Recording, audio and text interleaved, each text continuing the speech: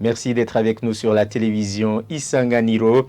Au sommaire de cette édition, élection ce vendredi soir de nouveaux organes de l'UFB, l'Union des femmes du Burundi et de la JRR, la jeunesse révolutionnaire Rwagasore, tous affiliés du parti UPRONA.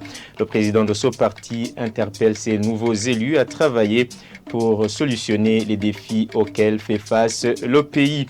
L'ampleur alarmante des divorces au Burundi est particulièrement tributaire de la dégradation des mœurs et du dérèglement social. Lors d'une conférence débat organisée ce samedi par le club de sociologie de l'Université du Burundi, il a été suggéré que tous les acteurs de la vie sociopolitique s'impliquent totalement pour contrecarrer ce phénomène. Voilà pour le sommaire.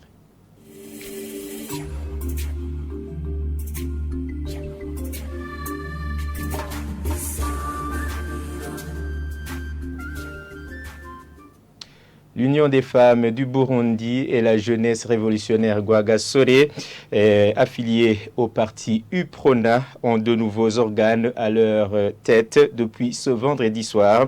Au cours de 2 congrès ordinaires menés conjointement, Olivier Nkurunziza, président de ce parti, a appelé les nouveaux organes à travailler pour trouver des solutions aux défis qui hantent le pays, notamment le chômage des jeunes. Jean de Dieu Irakote.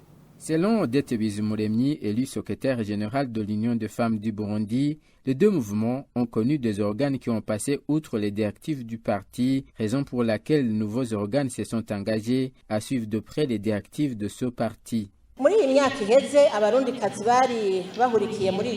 Lors de cette période écoulée, les femmes regroupées au sein de l'Union des femmes du Burundi ont passé outre les accords qui les régissaient. Elles ont fait de l'Union des femmes une association indépendante. Pour cette raison, nous nous engageons à se concerter de temps en temps avec les responsables du parti à tous les niveaux. Nous encourageons les associations provinciales et communales déjà implantées. Nous allons sensibiliser d'autres non encore regroupées dans des associations pour qu'elles comprennent comment travailler dans des coopératives, augmente la production, développe le pays et les familles.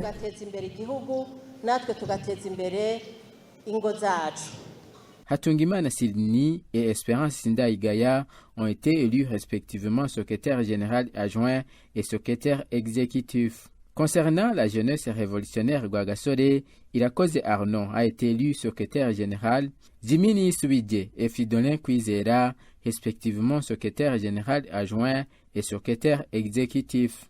Le président de ce parti, Olivier Nkurunziza, a appelé les nouveaux organes élus à faire face aux principaux problèmes qui minent le pays, notamment le chômage et le développement. Nous vous envoyons pour faire face aux problèmes du pays, à la pauvreté et aux problèmes de la jeunesse. En synergie avec les mouvements des femmes du Burundi et le Forum des femmes, nous vous interpellons à faire face aux problèmes qui minent les femmes. Et j'ai de la chance parce que le vice-président du Forum des femmes était membre du parti UPRONA.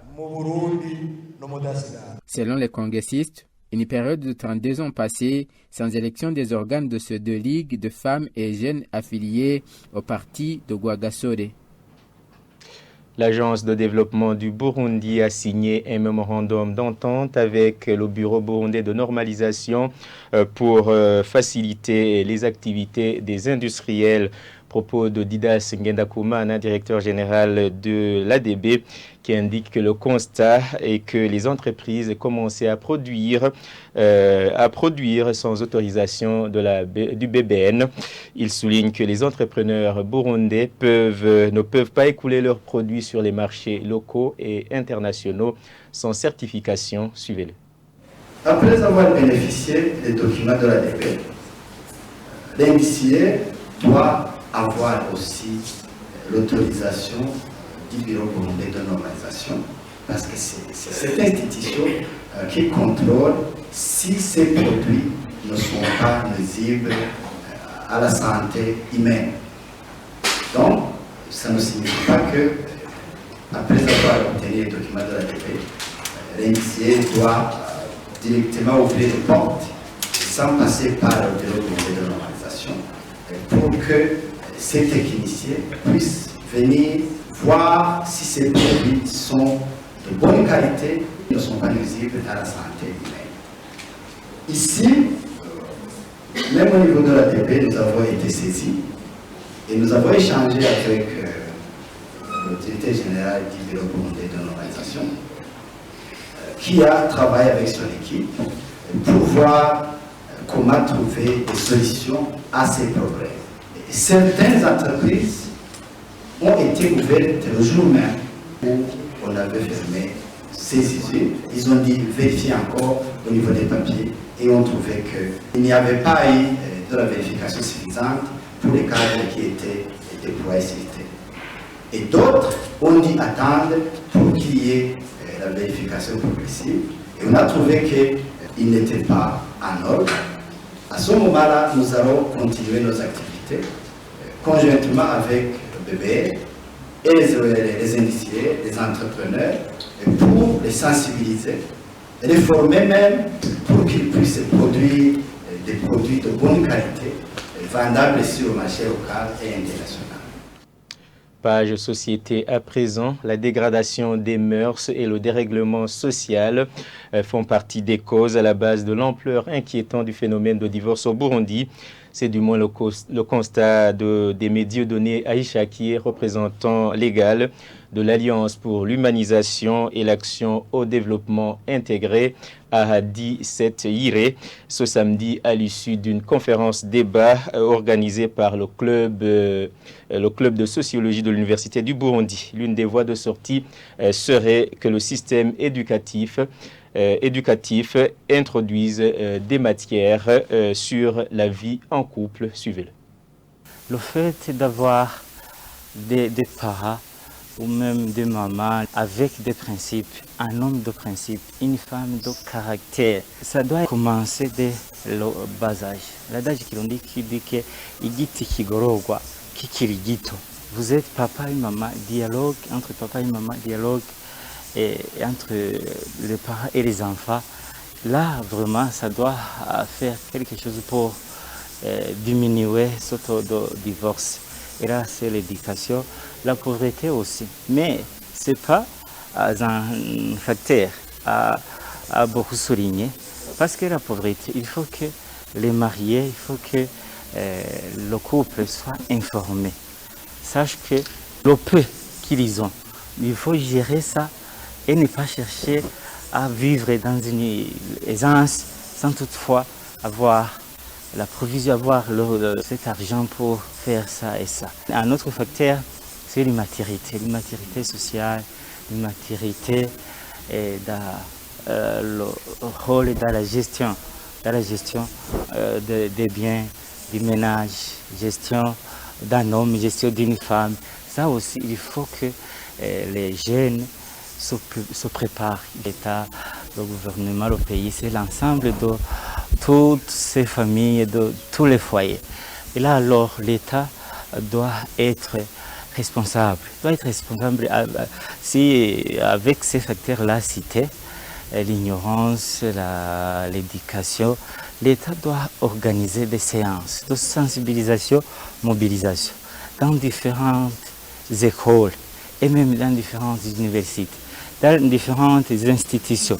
Chercher à sensibiliser les jeunes et les parents aussi, les jeunes et les parents, pour un bon avenir des foyers. Sur ce facteur-là de pauvreté, il faut créer l'emploi, création de l'emploi pour que les familles puissent trouver de quoi mettre sous le dent. Une autre intervention de l'État, c'est travailler avec les OS, les organisations de la société civile, les ONG internationales, et travailler avec eux, échanger des informations, des connaissances pour chercher le bien de tout à chacun. Page agriculture pour clôturer ce journal. Le gouverneur de la province de Kirundo demande au ministère en charge de l'agriculture et de l'élevage de mettre à leur disposition des techniciens pour la mise en place du projet de soutien de l'agriculture et de l'élevage pour que les difficultés relevées au cours de l'exécution du projet clôturé ne se répètent plus lors des cérémonies de lancement officiel de ce projet. Et ce mercredi à Kirundo, le ministre Sanctus Niragira a promis que d'ici peu de jours, ces techniciens seront disponibles. Il a en outre interpellé la population à s'approprier ce projet tout en préservant le matériel destiné dans l'exécution de ce projet. Agnès Nhaomagaze depuis Kirundo.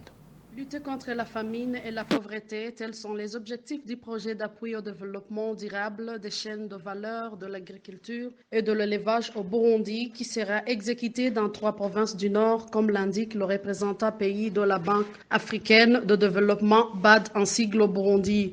Il a en plus souligné que ce projet sera mis en œuvre avec une enveloppe de plus de 40 milliards de francs burundais. En outre, ce projet remplace le projet Patareb de 5 ans qui vient d'être clôturé. Mais le gouverneur de la province Kirundo demande au ministère ayant l'environnement, l'agriculture et l'élevage dans ses attributions de leur donner aussi des techniciens pouvant aider dans la mise en œuvre de ce projet pour que les défis relevés dans le projet clôturé ne se répètent pas. D'après le gouverneur, le projet Patareb n'avait pas intégré le secteur de la jeunesse dans la mise en œuvre du dit projet. Le docteur Sanctus Niragira indique que d'ici peu de jours, les techniciens seront disponibles pour contribuer dans l'exécution de ce projet dans le but d'augmenter la production dans le secteur agricole. Il a en outre souligné que le secteur de l'élevage sera aussi appuyé à travers les techniques de conservation de la production du poisson. Signalons que 35 motos ont été octroyés aux moniteurs agricoles de ces 3 provinces.